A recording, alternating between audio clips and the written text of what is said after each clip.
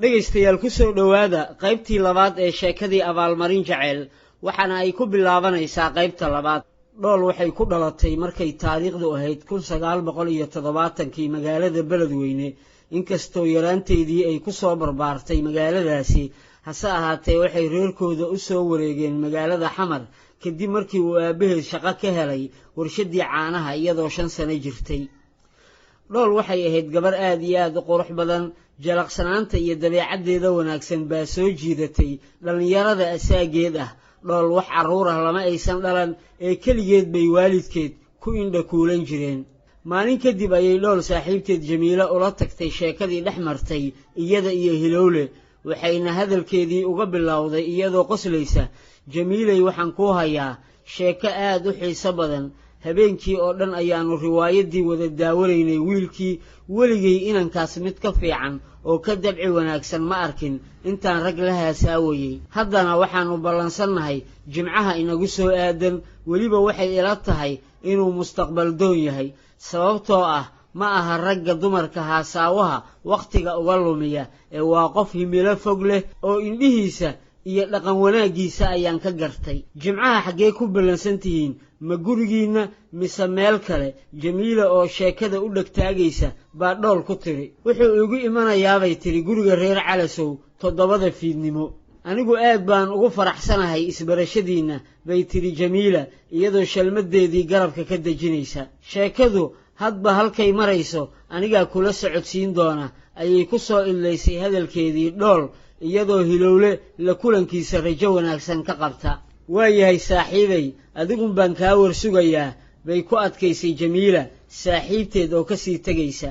waa hagaag bay tiri dhool. haweeye oo ahayd dhool hooyadeed galabnimadii bay iyadoo guriga keligeed joogta ayay dhool oo ka soo laabatay Jamiila u timid. hooyo maanta intee aaday? hooyadeed baa weydiisay. hooyo macaan, gabadhii Jamiila ee aanu iskuulka isla dhigan jirnay ayaan cashar la soo akhrisanayay oo ma imtixaan baa idinku soo dhow? islaantii baa mar kale weydiisay. maya, cashar baa igu adkaaday bay ku marmarsiyootay intay hore u sii gudubtay. markay hore u sii dhaqaaqaysay waxay ka cabsanaysay in su'aalo kale oo iyan ka jawaabi karin ay hooyadeed weydiiso. Hilowle habeenkii ay dhool isbarteen labadiisa indhood isuma geyn. quruxdeedii xaddaafka ahayd baa hadba hor imanaysay. sidii filin xiiso badan ayuu u daawanayay. waa taas maskaxdiisa barriinsatay. Hilowle toddobaadkii ballantu ahayd baa la dheeraatay. galabnimadii jimcaha ayaa dhool intay dharkeedii boorsadii kala soo baxday oo joodarigii ay ku seexan jirtay dushiisa ku daadisay ayay 2 shay oo isku midab ah ka xulatay kuna labisatay. habeennimadiina iyadoo laafyoonaysa bay timid halkii ballantu ahayd. Hilowle isagoo surwaal jiinisa iyo shaati cad oo diilimo leh ku labisan ayuu isna isi soo taagay goobtii lagu ballamay. Hilowle cabbaar markii uu waddada dhinaceeda taagnaa oo hadba dhan eegayay ayuu saacaddii gacantiisa bidix ka lulatay eegay. waa 8 fiidnimo oo 4 daqiiqo dhiman. maxay la soo daahday ayuu isweydiiyey isagoo weli sidii u fakaraya oo luuqyada waddada laamiga ku soo dhaca hadba mid isha la raacaya ayuu markii dambe arkay dhool oo jidka dhankiisa kale ka soo gudbaysa.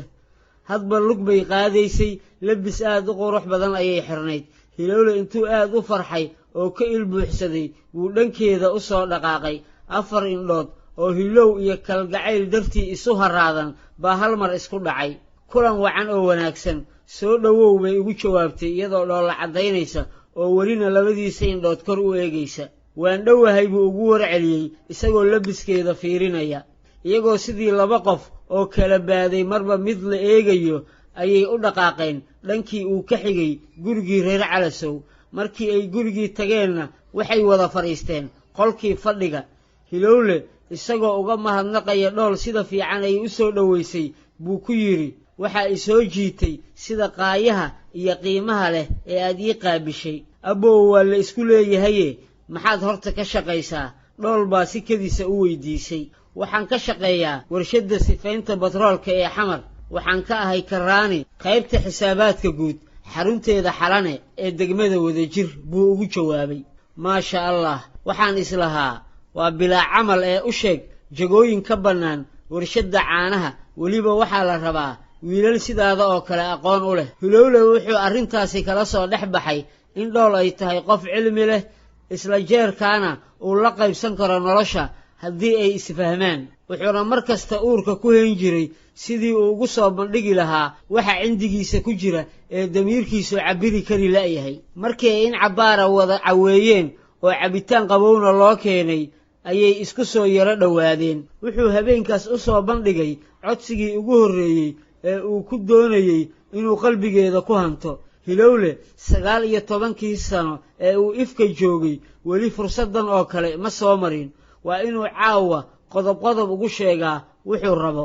Dhoolay intii aynu kala maqnayn waan kuu xiisay xaqiiqdii oo waan ku tabayay. weliba daqiiqad kasta waxaan kugu qaban jiray niyadda innagoo meel barwaaqo ah ku wada nool.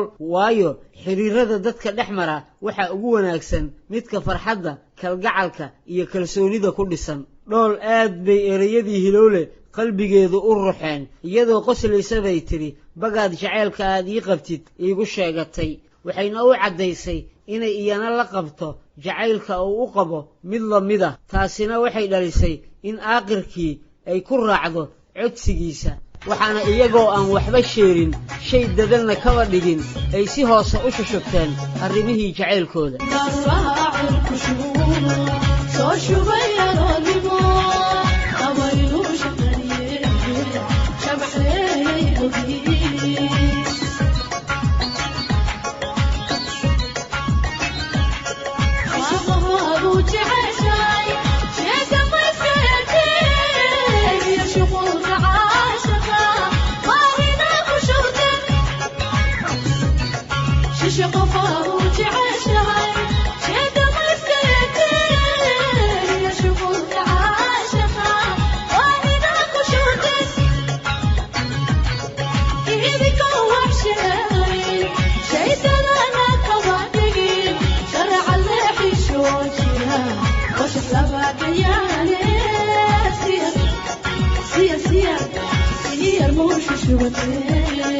Hilowle Xaaji Xasan dhimbil baa gubaysay, la yaabsa ma lahayn. kolkay muddo 2 saacadood ku dhow wada sheekaysanayeen buu si aan gabasho lahayn ugu yiri walaal Dhool, waxaan rabaa inaan ku guursado. sidee u aragtaa haddii aynu guri yagleelno? Dhool awgeedi markeedii horeba kalsooni buuxday siisay Hilowle, waxayna ku tiri iyadoo kalsoonidii ay ku qabtay u muujinaysa aniguba arrintaas waan ka fakarayay. hase yeeshee waxaan kugu xirayaa hal shardi oo aad u fudud.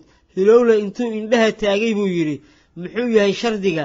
kollayba anigu waan oofinayaa wixii aad iga rabtide. waxaan kaa codsanayaa inaad waalidka yarad fiican siiso si ay inoogu duceeyaan qoyskayagu.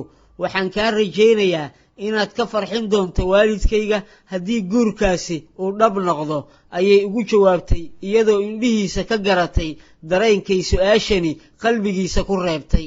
shardigaas oo habluhu ragga intiisa badan waajib kaga dhigaan isaga way la fududaatay. marba haddiiba aabihii Xaaji Xasan yahay nin ganacsada ah, dhowr jeer oo horena ay ku heshiiyeen in gabadha uu Hilowle soo xusho loo dhisi doono. habeenkaas kulankoodii guul buu ku idlaaday, wayna kala hoydeen iyagoo isla faraxsan. dhegaystayaal, qaybtii labaad ee sheekadii abaalmarin jacayl intaa ha inoo joogto.